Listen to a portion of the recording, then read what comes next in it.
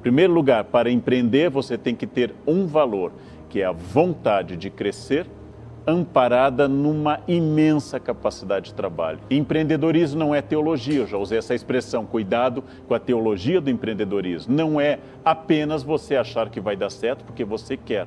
Então, em primeiro lugar, atitude de trabalho, capacidade de ser empreendedor é a capacidade de ser protagonista. Esse conceito é muito importante. Quem é protagonista? Querem um indicativo muito claro? Quem não fica dando desculpas.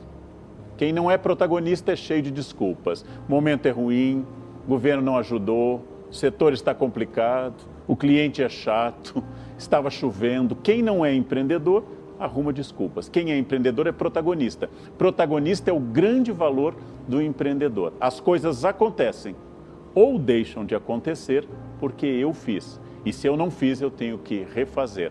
Volta uma frase de Sartre muito interessante: não importa o que a vida fez de você, importa o que você fez com o que a vida fez de você. Então, o empreendedor não tem problemas, por isso ele não tem desculpas, errado. Ele tem os mesmos problemas que todo mundo, mas daquele problema ele torna a possibilidade de uma iniciativa. Da crise surge a oportunidade. Usando uma frase que eu gosto muito, aprendi com um grande amigo meu: ostra feliz não produz pérola. Se você for feliz, você não tem o desafio. Se você estiver muito feliz, você não tem inquietude. E por que empreender é um indicativo para o século XXI? Atividades repetitivas, atividades mecânicas, atividades que não impliquem julgamento e ação criativa estão sendo substituídas em larga escala por algoritmos, robôs e inteligência artificial. Funções que quase não existem mais. Ascensorista, que era aquele indivíduo trabalhador que ficava apertando o botão. É muito mais barato para a empresa colocar um programa para o elevador se tornar um elevador inteligente. Então, onde está crescendo o emprego? Em quem trabalha com o software, em quem trabalha com programas de segurança, em quem trabalha com espaços novos. Nos Estados Unidos, eu já conheci, dentro do campus de uma universidade, carros sem motorista já funcionando dentro do campus. Não é mais ficção científica. Logo, essas funções tendem a diminuir. O empreendedorismo é aquele que observa o mercado atentamente, não está instalado, fica observando a ascensão e queda de tendências, bolhas de consumo, novos paradigmas de produção, fica imaginando as coisas rapidamente e percebe em cada crise uma nova chance. Ora, a crise é, na natureza, a possibilidade de eu separar as espécies por capacidade de evolução ou não.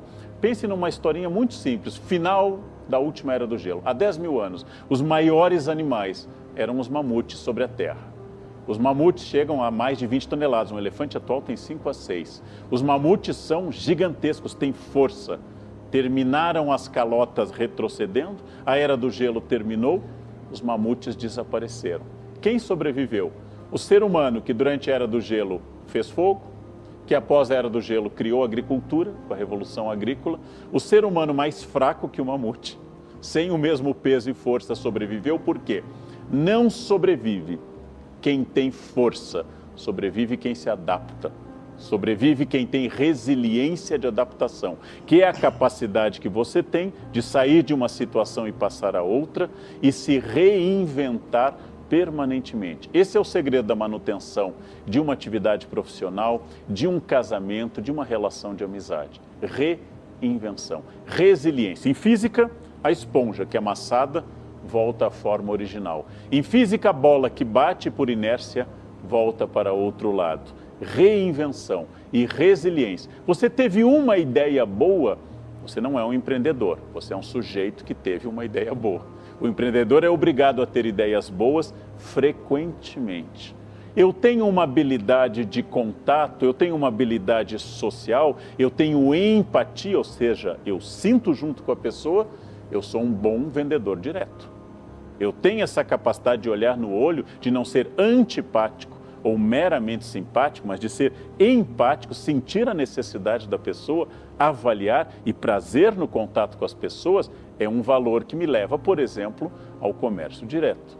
todas essas questões nascem do autoconhecimento de quem empreende, capacidade de estudar o mercado e uma capacidade notável de entender que tudo aquilo que me ensinaram naquele ano e eu aprendi, no ano seguinte tem pouca validade. Eu fui educado em boas universidades no Brasil e no exterior para ser um bom historiador e filósofo. Surpresa, veio a pandemia. Eu necessitei de uma habilidade inteiramente nova. Ninguém me deu, em nenhuma aula na USP ou no exterior, 1 minuto sequer de aula sobre iluminação para lives. Ninguém me ensinou isso. Tive que consultar pessoas experientes, ou seja, adolescentes entre 14 e 16 anos, que têm um conhecimento técnico muito maior de iluminação para que eu pudesse crescer nesse campo. Ora, se eu decido, não, meu conhecimento não foi para isso, eu seria um mamute, um passado glorioso. O que você fez até aqui, o que sua empresa fez até aqui, a sua carreira explica seu passado. Seu futuro começa a ser gerado a partir do momento em que você toma uma decisão, é fiel a essa decisão e vai aprendendo através de uma reciclagem contínua. É isso que nós chamamos hoje de mundo VUCA. Esse acróstico, essa expressão surgida em um artigo na década de 1990, é para um mundo que é volátil, que é incerto em inglês com U, em português com I, que é complexo e que é ambíguo. O mundo dos nossos pais, entre em um lugar, lute pela manutenção de um emprego, repita, chegue na hora e se aposente. Este mundo existiu, este mundo não existe mais.